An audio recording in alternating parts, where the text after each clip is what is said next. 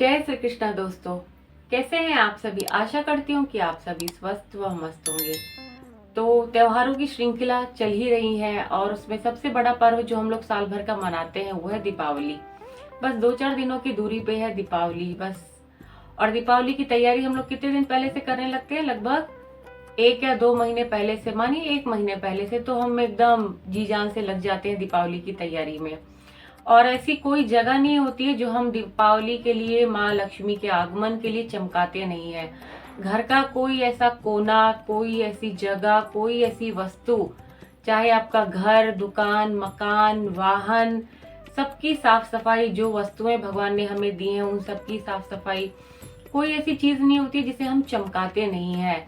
और मुझे क्या लगता है कि इस टाइम पे जो हम लोग साफ सफाई करते हैं, हमारे आंखों में जैसे भगवान ने एक लेंस लगा दिया है कि भाई वो लेंस, जैसे साइंटिस्ट होते हैं जब वो रिसर्च करते हैं, माइक्रो ऑर्गेनिजम्स जो होते हैं जिनको वो लेंस के थ्रू देखते हैं, ठीक उसी प्रकार हमारी आंखों में भी वो लेंस होते हैं। इस दिवाली की हमारा दिमाग इतना एक्टिव होता है ना, सफाई तो हम लोग साल भर करते हैं, बट ये दिवाली की सफाई के नाम पे जो बॉडी को, जो वो मतलब एक ताकत, एक एनर्जी इतना एक्टिवेट कर देता है, इतना भर देगा ताकत से कि हमारी बॉडी भी थकती नहीं है दिवाली की सफाई के नाम पे। सुबह से रात मेरे साथ ही ऐसा होता है कि आप लोग के साथ भी ऐसा होता है कि दिवाली की सफाई तो ऐसे चलती है, सुबह से रात कब हो जाती है पता ही नहीं चलता है।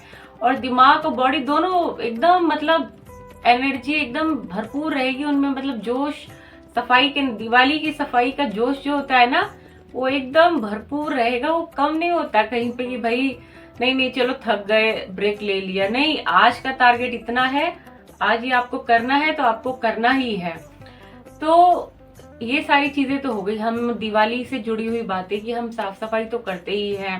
साफ सफाई के बाद जो शुभ मुहूर्त आते हैं जिनमें हमें खरीदारी करनी होती है, खरीदारी करते हैं। फिर माँ लक्ष्मी का पूजन का जो सबसे बड़ा पर्व होता है दीपावली, जिसको हम हर जो भी होता है, हर रीति रिवाज, हर ऐसी चीज, मतलब हर वो नुस्खा, हर वो विधि अपनाने की कोशिश करते हैं जिससे माँ लक्ष्मी हमसे प्रसन्न हो, हमें आशीर्वाद दे, हमारे घर में स्थायी रूप से वास करे, हमें सुख, सौभाग्य, धन, संपदा, हर प्रकार के सुख जो हमें गृहस्थ जीवन के लिए चाहिए, वो उनका आशीर्वाद हमें उस दिन मिल सके। ये सारी चीजें तो ठीक है। दिवाली की सफाई हो गया, पूजा पाठ हो गया, दिवाली मनाना हो गया, दिवाली की खुशियां आपस में बांटना हो गया। इनसे क्या आपको लगता है कि माँ लक्ष्मी सिर्फ हमारा जो दिवाली के लिए हम सफाई कर ले रहे हैं और जो क्या कहते हम चीजें लेके आएंगे धूमधाम से, हम लोग महंगी महंगी वस्तुएं, महंगी महंगी चीजें जो अपनी सामर्थ्य के हिसाब से ला पाएगा, उससे क्या माँ उस दिन अगर हमारे घर में आएंगी जब, तो माँ क्या उससे रुक जाएंगी हमारे घर में? मतलब कि हम ये सारी चीजें कर लें, हम हर दिवाली चीजें करते हैं लेकिन वो चीज हमें नहीं प्राप्त होती जो हमारे मन की कामना होती है, जो हमारी इच्छा की पूर्ति के लिए होती। क्यों नहीं होती है? क्योंकि हमारी ही जो हम करते हैं, हमें जो चीजें, हमें जिन चीजों का अनुकरण करना होता है उन चीजों में हमारे ही कहीं कमी होती है। हमारी एकदम गलत फहमी है कि हम इन चीजों को करके, इस विधि से या ये चीजें करके, जिस तरह से हम दिवाली में अपने आसपास की पूरी सफाई करते हैं, हर चीज का ध्यान रखते हैं, बहुत सारी चीजें हैं, उसी तरह कुछ बातें आज मैं इस वीडियो में आप लोगों के साथ साझा करूंगी जिन पे अमल आप में से बहुत सारे लोग करते हैं या नहीं भी करते। बहुत सारे लोग इन चीजों को जानते हैं या नहीं जानते, लेकिन ये हमारे शास्त्रों में विधिवत इन चीजों का उल्लेख किया गया है। और ये संवाद है, ये संवाद माँ पार्वती और माँ लक्ष्मी के बीच हो रहा है। इसका अध्याय आता है और उसमें ही क्या कहते हैं, माँ पार्वती माँ लक्ष्मी से पूछती हैं कि भाई आप किनके घर में स्थायी रूप से वास करती हैं, आप किन चीजों को पसंद करती हैं, किनके घर में जाना पसंद करती हैं, कैसा घर पसंद करती हैं। तो माँ लक्ष्मी ने उन्हीं के उत्तर में कुछ चीजें हमें बताई हैं। वीडियो बहुत लंबा हो जाएगा, कुछ चीजें जो बहुत मुझे जरूरी लगी मैंने सोचा आप लोगों के साथ साझा किया जाए। क्योंकि देखिए, आप सबको त्योहार मनाना आता है, मुझे पता है, लेकिन ये चीजें शायद आप जाने अनजाने इनको नहीं करते हैं या इनको अनसुना या अनदेखी इन चीजों की कर देते हैं। आपको लगता है कि माँ लक्ष्मी हमसे प्रसन्न क्यों नहीं हो रही है। कई बार जो ये चीजों की हमारे जीवन में कई चीजों की तंगी लगी रहती है, कई रोग व्याधि और चीजें, तो मन में शंका आती है कि हम तो सारी चीजें करते हैं, हम तो हर चीज पूजा पाठ, लेकिन कुछ ना कुछ चीजें ऐसी होती हैं जिन्हें हमें जानना बहुत जरूरी है। तो मैं आज वही आपके साथ साझा करती हूँ। उम्मीद करती हूँ कि आप लोग को ये सारी बातें पसंद आएंगी और इनको आप अपने जीवन में अनुकरण, दिवाली के साथ साथ, दिवाली की खुशियों के साथ साथ, घर की साफ सफाई के साथ साथ इन चीजों को आप अपने व्यवहारिक जीवन में उतारने की कोशिश करेंगे। तो वीडियो शुरू करने से पहले अगर आपने, मेरा आप लोगों से निम्र निवेदन है कि अगर आप लोगों ने अभी तक मेरा चैनल सब्सक्राइब नहीं किया है तो प्लीज चैनल को लाइक, शेयर एंड सब्सक्राइब कर लीजिए, ताकि आपको मेरे आने वाले हर नए वीडियो का नोटिफिकेशन जल्द एकदम तुरंत ही मिल जाया करे। तो सबसे पहली बात जो माँ लक्ष्मी ने माँ पार्वती से बोला कि मैं किनके घर में निवास नहीं करती, भले आप कुछ भी कर लीजिए। सबसे पहला बात जो उन्होंने माँ पार्वती को बताया वो ये बात है कि जिनके घर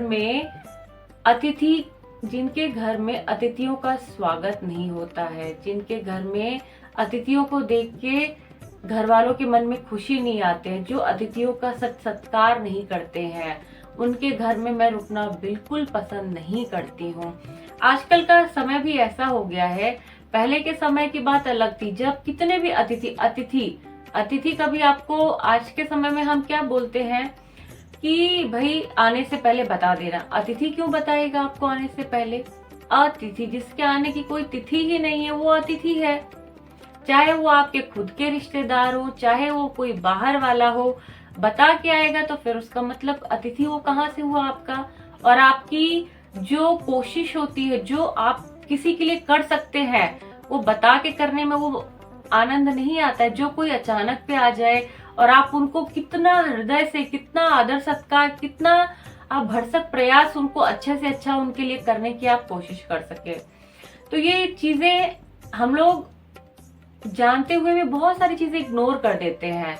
आजकल का समय क्या हो गया है कि चाहे हमारे खुद के रिश्तेदार आ जाते हैं, खासकर मैं गृहिणियों की बात कर रही हूँ, शायद एक समय ऐसे था कि मैं भी शायद ऐसा ही करती रही होंगी, आप में से भी मैं 98% लोगों की बात कह सकती हूँ कि जो आपके घर में अगर अतिथि आते हैं तो आप उनको देख के, कुछ 2-4 लोगों को देख छोड़ के बाकियों को देख के हमारे मन में वो उस तरीके का भाव नहीं आता है जो भाव अतिथि को देख के आता है।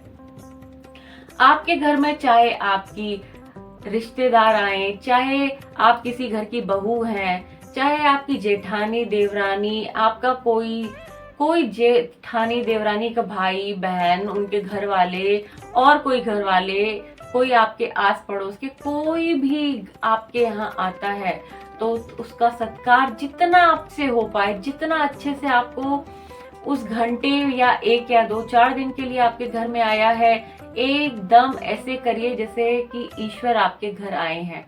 क्योंकि अतिथि जितना खुश होके जाते हैं उतना ही माँ लक्ष्मी आप पे प्रसन्न होती हैं। आजकल का समय क्या आ गया है कि भाई हम एक गिलास पानी भी किसी को नहीं पिलाते हैं। कई बार तो मकानों में, फ्लैट्स में सिस्टम हो गया रहने का, और हम लोग सेफ्टी पर्पस, हर चीज में हमारा सेफ्टी पर्पस निकल आता है।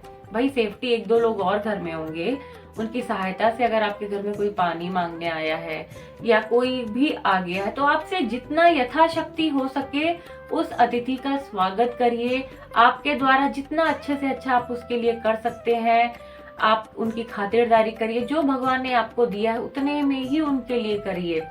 ना केवल आपके रिश्तेदार, जाने अनजाने हुए व्यक्ति जो आपके घर की, आपकी चौखट के अंदर आ गया, वो आपका अतिथि हो गया।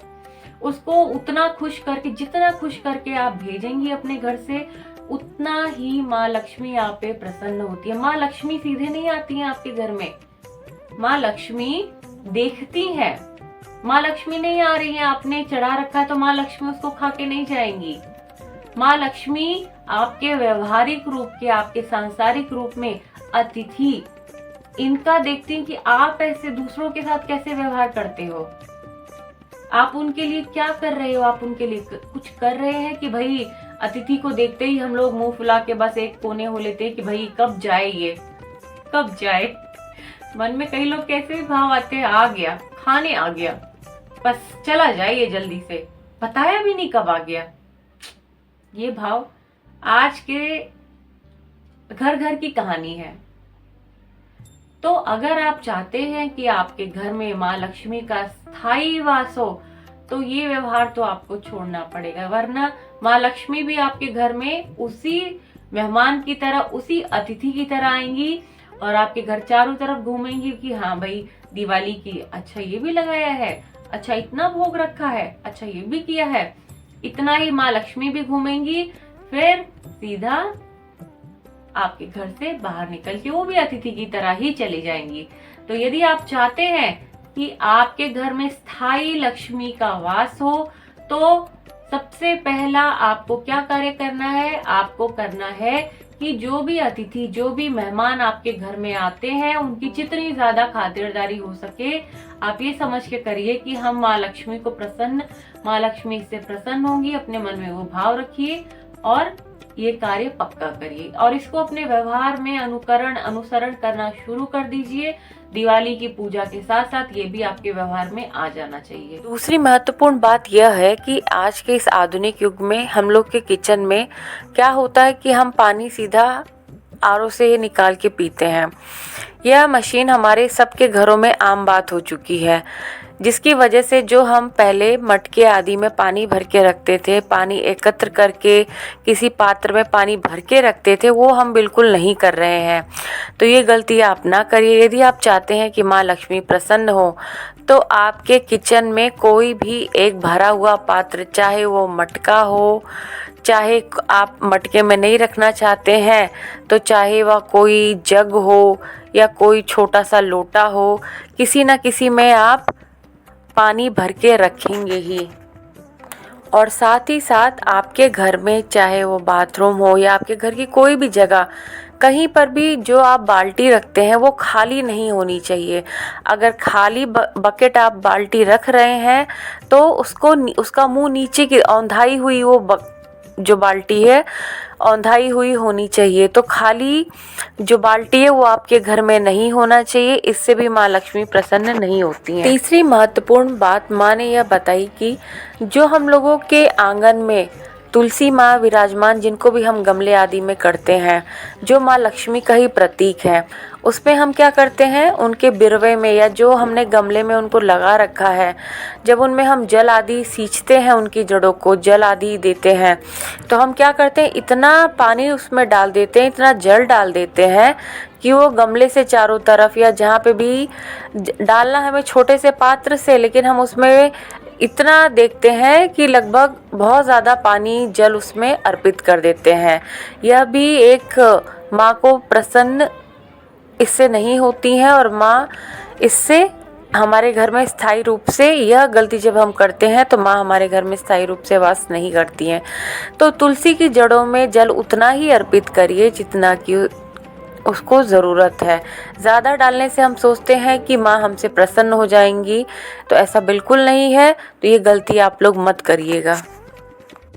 चौथी महत्वपूर्ण बात यह है कि झाड़ू जो होती है हमारे घर की, वो भी माँ लक्ष्मी को बहुत ही प्रिय होती है।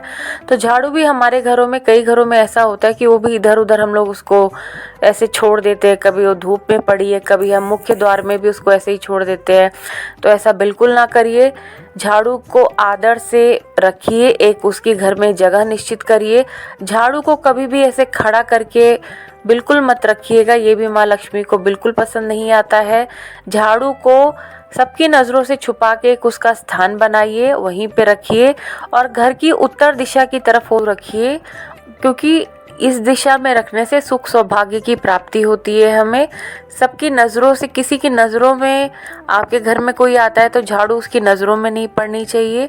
झाड़ू को छुपा के उसका एकदम स्थायी स्थान बना के रखिए, इससे भी माँ लक्ष्मी प्रसन्न होंगी। अगर ये जानकारियाँ आपको थोड़ी भी पसंद आई हो तो चैनल को बिना लाइक, शेयर एंड सब्सक्राइब किए हुए आप नहीं जाएंगे। आशा करती हूँ कि आप सब्सक्राइब पक्का करेंगे। जय श्री कृष्णा।